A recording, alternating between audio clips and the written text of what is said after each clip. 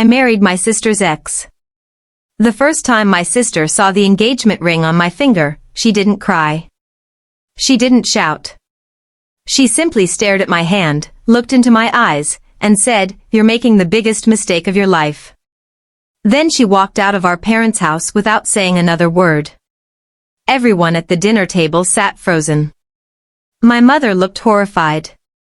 My father slowly put down his fork. And the man sitting beside me, my fiancé, Daniel, reached under the table and held my trembling hand. What none of them understood was that I hadn't planned to fall in love with my sister's ex-boyfriend. And what I didn't understand was that my sister had been hiding the real reason their relationship ended. My older sister, Vanessa, had always been the confident one. She was beautiful, outgoing, and impossible to ignore. Growing up, people remembered her name before they remembered mine. At family events, relatives asked about her career, her clothes, and her latest boyfriend. I was usually introduced as Vanessa's younger sister, Claire. Daniel first entered our lives when I was 24. Vanessa brought him to our parents' anniversary dinner. He was polite, calm, and quieter than the men she usually dated. He listened when people spoke. He helped my mother clear the dishes without being asked. When my father began telling one of his long stories, Daniel didn't interrupt or check his phone. I liked him immediately, but only in the harmless way someone likes a decent person. He was my sister's boyfriend. That placed him firmly outside every boundary I had. Vanessa and Daniel dated for nearly 3 years. From the outside, they looked perfect together. They traveled, attended weddings, and posted smiling photographs online. My parents were convinced they would marry.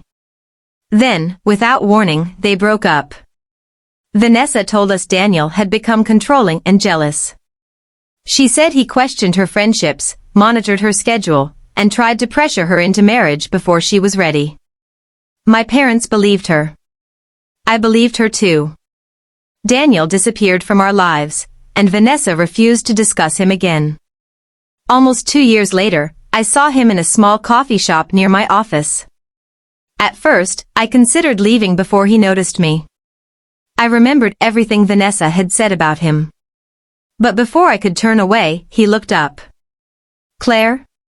He seemed genuinely surprised. We exchanged an awkward greeting. He asked about my parents. I asked about his work. The conversation should have lasted 30 seconds, but then he said something that caught me off guard. I always felt bad about how everything ended. "Your family was very kind to me." There was no anger in his voice. No bitterness. Just sadness. I nodded carefully. Vanessa said things became difficult. His expression changed, but he didn't defend himself. I'm sure she told the story the way she needed to tell it. That sentence stayed with me long after we said goodbye.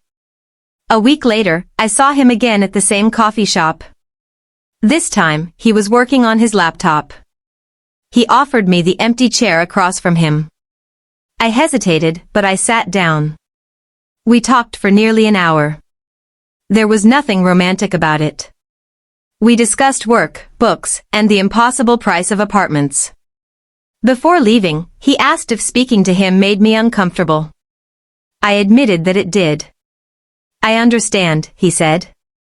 "I don't want to create problems between you and Vanessa." For the next month, we kept running into each other. At least, that's what I told myself. Eventually, our accidental conversations became planned coffee meetings. Then coffee became lunch. Lunch became long evening walks. I tried to keep emotional distance, but Daniel was easy to talk to. He remembered small details. He never pressured me. He never spoke badly about Vanessa, even when I finally asked what had happened between them. He looked down at his hands before answering. "Your sister was seeing someone else." I stared at him.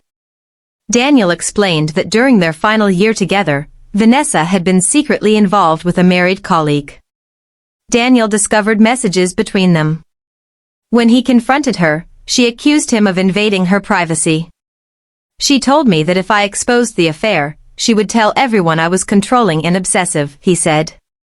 I thought she was bluffing. She wasn't. I wanted to reject his story. Vanessa was my sister. We had shared a childhood, a bedroom, secrets, and family holidays. But parts of his explanation matched things I remembered. Vanessa's unexplained late nights. Her sudden business trips. The married colleague who stopped appearing in her social media posts after the breakup.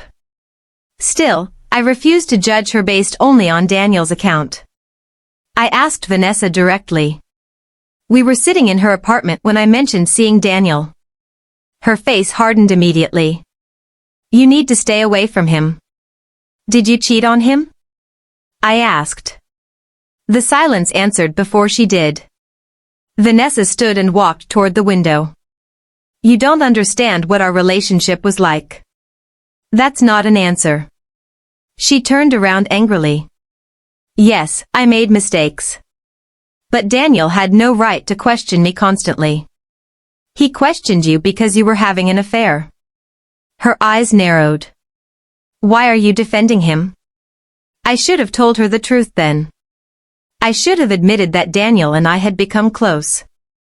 Instead, I said, I'm just trying to understand. Vanessa warned me again to stay away from him. I promised nothing. Daniel and I stopped seeing each other for 2 weeks. I told myself it was the right decision. Family had to come first. Even if Vanessa had lied, dating her ex would cause permanent damage. But avoiding Daniel didn't erase my feelings. I missed his voice. I missed the way he made ordinary moments feel peaceful. I missed being seen as Claire, not Vanessa's sister, not the quiet daughter, not the person standing in someone else's shadow. When Daniel called and asked to meet one last time, I agreed. We sat on a bench beside the river. I care about you, he said. But I won't ask you to choose me over your family.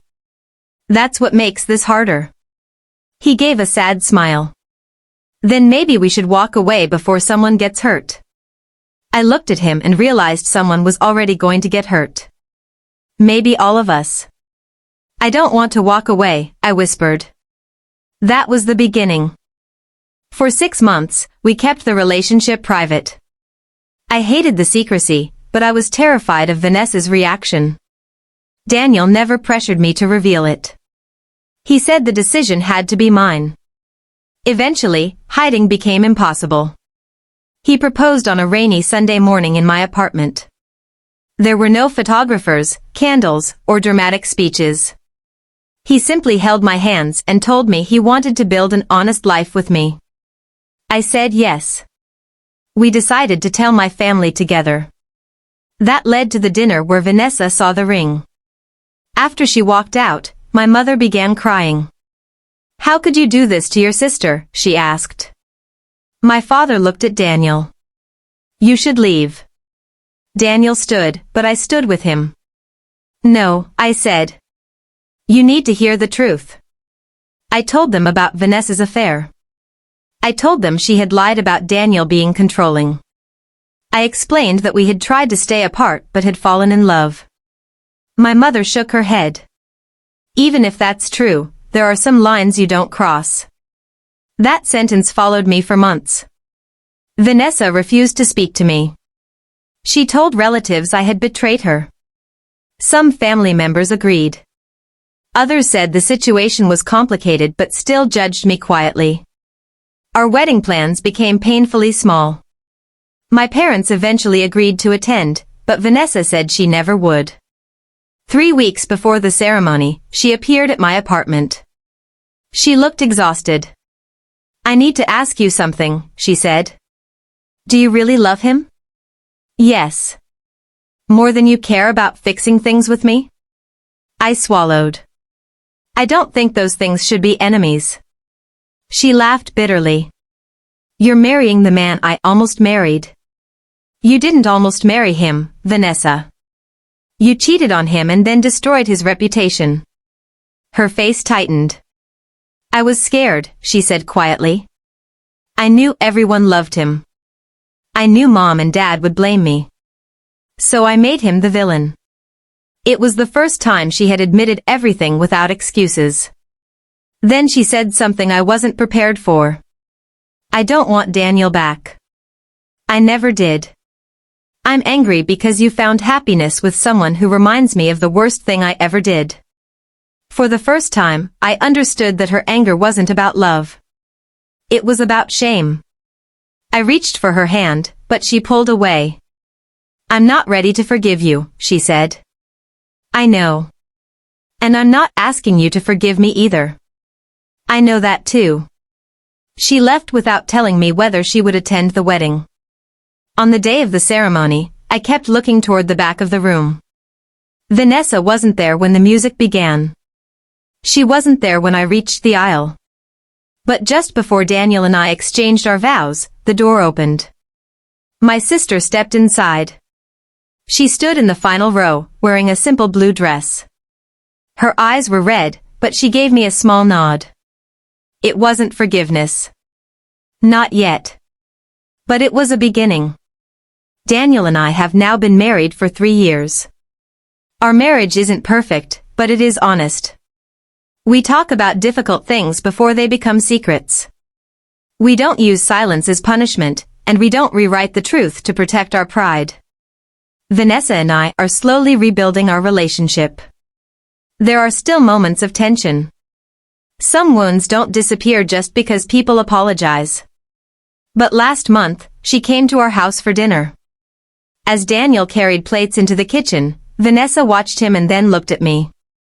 You two make sense, she admitted. Coming from her, it felt like a blessing. People still have opinions about how our relationship began. Some believe I broke an unspoken rule. Others think Vanessa lost the right to object when she betrayed Daniel. Maybe there is no clean answer. I only know that love sometimes enters through a door you were certain should remain closed. Marrying my sister's ex cost me comfort, approval, and years of trust. But it also forced my family to confront lies we had hidden beneath loyalty. I didn't marry Daniel to hurt my sister. I married him because after years of being known only as Vanessa's younger sister, I finally found someone who saw me clearly. And eventually, I learned to see myself clearly too.